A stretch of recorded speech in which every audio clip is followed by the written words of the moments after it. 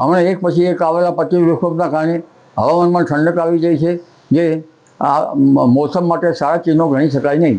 હમણાં જે પશ્ચિમ વિક્ષોભ આવે છે તેની અસર ધીરે ધીરે 24મી માર્ચ સુધી લગભગ ઉત્તર ભારતના ભાગો અને રાજસ્થાનના સૌરાષ્ટ્રના ભાગો અને ઉત્તર ભારતના કેટલાક ભાગોમાં થવાની શક્યતા રહેશે. જેના કારણે ગુજરાતમાં વાદળો આવવાની શક્યતા રહેશે. પરંતુ તારીખ 26મી માર્ચથી એક પશ્ચિમ વિક્ષોભ આવશે, જેની અસર લગભગ 28મી માર્ચ આસપાસ થવાની શક્યતા રહેશે. પરંતુ 29 માર્ચથી એપ્રિલની શરૂઆતમાં જે આવતા પશ્ચિમ વિક્ષોભમાં તેની અસર વધારે થવાની શક્યતા રહેશે. જેના કારણે ગુજરાત સહિત દેશના ભાગોમાં પ્રી મોન્સૂન એક્ટિવિટીનો વરસાદ થવાની શક્યતા રહેશે. અને આ વખતે પવનની ગતિ વધારે છે.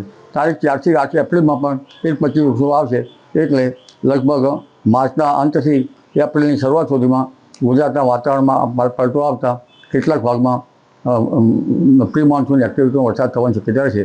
8થી 12 એપ્રિલમાં પણ હવામાનમાં પલટો આવશે અને કેટલાક ભાગોમાં વરસાદ થવાની શક્યતા રહેશે. ઉલ્લેખનીય છે કે એપ્રિલ માસની શરૂઆતમાં ગરમી પણ વધવાની શક્યતા રહેશે.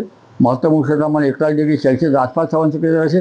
પણ ગરમી વધતાની સાથે સાથે જે પ્રી મોન્સૂન એક્ટિવિટીનો વરસાદ છે તેના કારણે અને પવનની ગતિ વધારે રહેવાની શક્યતા રહેશે. 26મી માર્ચથી પવનની ગતિ વધશે. જેમ જેમ એપ્રિલ માસ આવશે તેમ દેશના અંદરના ભાગોમાં 60થી 70 કિલોમીટર પર અવરનો પવન ફૂંકાવાની શક્યતા રહેશે. જ્યારે રાજ્યના ભાગમાં 40 કિલોમીટરથી લગભગ 50 કિલોમીટર કે 55 કિલોમીટરનો પવન એપ્રિલની શરૂઆત સુધીમાં ફૂંકાવાની શક્યતા રહેતા આંબાવાડીના પાક ઉપર તેની અસર થવાની શક્યતા રહેશે.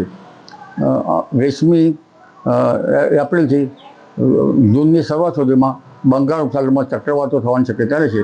કેટલાક ચક્રવાતો ખતરનાક હશે.